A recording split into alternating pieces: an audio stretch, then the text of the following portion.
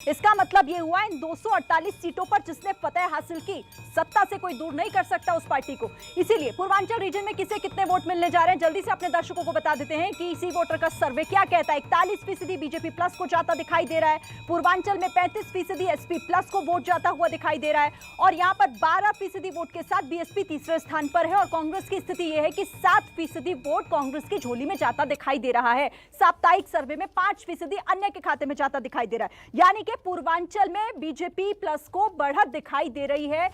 कुल 130 सीटों का सवाल है और इसके अलावा देखिए पूर्वांचल की तो बात हमने कर ली, जल्दी से अवध के भी आंकड़े एक बार फिर से दर्शकों को दिखा देते हैं। अवध रीजन में क्या होने जा रहा है, 118 सीटें अवध रीजन में किसे कितने वोट मिलने जा रहे हैं। 44% बीजेपी प्लस को वोट जाता दिखाई दे रहा है और इसके साथ एसपी प्लस की भी बात कर लें जो लगातार बीजेपी को टक्कर देते हुए दूसरे स्थान पर बनी हुई है।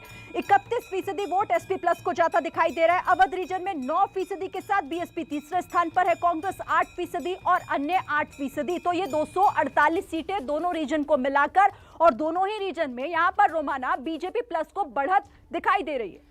बड़ी जानकारी जो शिरीन दे रही है। पूर्वांचल में बीजेपी गठबंधन अपनी बढ़त बढ़ाते हुए समाजवादी पार्टी गठबंधन के मुकाबले, और अवध तो ऐसा लग रहा है जैसे अभेद्य किला बीजेपी के लिए बन चुका है। सीधे आपको लेकर चलते हैं अवध के उन्नाव से। हमारे साथ हमारे सहयोगी अजय दुबे मौजूद हैं और जानते हैं अजय दुबे से कि वो विधायक जिन्होंने अभी पार्टी छोड़ी थी, समाजवादी पार्टी में शामिल हुए, उनमें से 3 इसी अवध इलाके से आते हैं, लेकिन कोई खास नुकसान बीजेपी को हो नहीं रहा है। मजबूत बीजेपी अवध में, जमीन पर भी।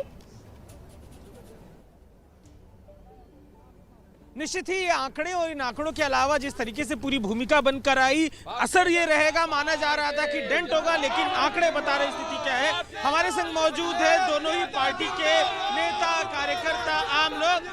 अरे लगा लिए नेताजी लोग रुकिए, बात करते चलते हैं। उत्साह में बिल्कुल भाजपा का कार्यकर्ता है, समाजवादी पार्टी के नेता से शुरू करते हैं। नेताजी नारा लगा लिए, बताइए आप लेकर इतने सारे लोगों को आए थे। सर्वे बता रहा है कि कोई भूमिका ही नहीं बनेगी, असर ही नहीं रहेगा बीजेपी फिर ये सर्वे जो भी एबीपी न्यूज का आ रहा है, इसको देखते हुए ये लग रहा है जो भाजपा की भगदड़ मची हुई है उससे ये लग रहा है कि पूरी 300 के ऊपर से समाजवादी पूर्ण बहुमत से सरकार बनाने जा रही है।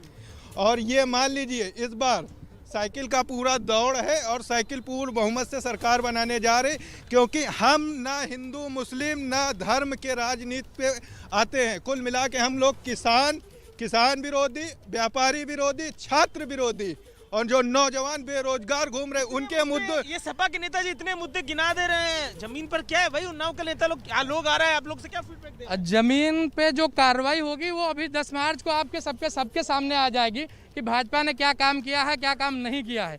ये जितनी भगदड़ मची है, इस भगदड़ में 90% वो हैं जिन्होंने अपना होमवर्क नहीं किया है।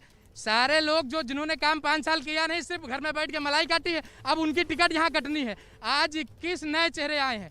भाजपा का काम है जो हमारे लोग हैं अगर काम नहीं करेंगे तो ना उनको टिकट दिया जाएगा और ना भाजपा में ना उनका कोई पद पूछना चाहते हैं, बोलिए ना। हम ये पूछना चाह रहे हैं भाजपा के जितने भी सदस्य और जितने भी राष्ट्रीय नेता और जो भी नेता लोग हैं उनसे ये जानकारी करना चाह रहे हैं कि अगर भाजपा इतनी अच्छी थी तो जो इनके विधायक, पूर्व विधायक, मौजूदा विधायक थे, वो पार्टी छोड़ के क्यों समाजवादी? भाई आप तो समर्थक हैं, क्यों छोड़ के आ रहे हैं? पार्टी इसलिए छोड़ के जा रहे हैं कि पार्टी इसलिए छोड़ के जा रहे हैं क्योंकि कमाई हो नहीं पा रही, इसलिए कमाई, इसलिए पार्टी छोड़ के जा रहे हैं, इसलिए उनकी कमाई नहीं पा रही।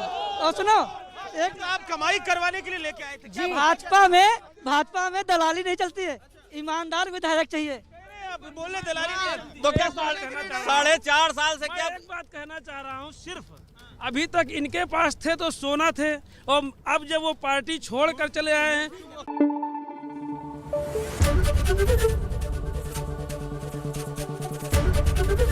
एबीपी न्यूज आपको रखे आगे।